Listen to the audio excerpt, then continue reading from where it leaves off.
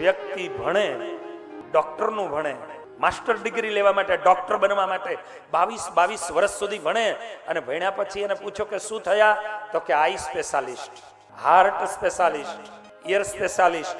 તમે ખાલી એને 22 વર્ષ સુધી ભણ્યો અને છતાંય એ સ્પેશિયાલિસ્ટ બન્યો અને આઈ સ્પેશિયાલિસ્ટ બનેલાને એટલું કહેવાનું કે તમે શું કરો, તો આંખનું સર્જન કરી શકું, સર્જરી કરી શકું.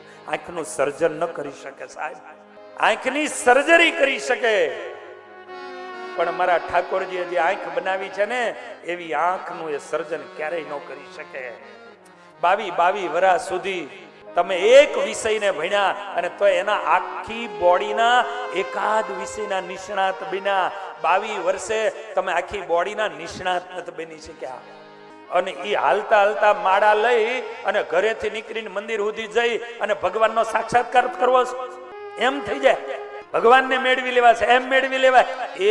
એક આઈ સ્પેશિયાલિસ્ટ, આ બોડીની એક આંખ, આ બોડીનું એક હાર્ટ, એને હમું નમું કરવા માટે રિપેરિંગ કરવાનું શીખવા 22 વર્ષ કાઢવા પડે તો આખી આ દુનિયાનું સર્જન કરે. અને એને પામવાનો છે બાપ, ઈ 22 મિનિટ ને 22 દાડામાં અને 22 વર્ષમાં મેળવી લેવું મળી જાય.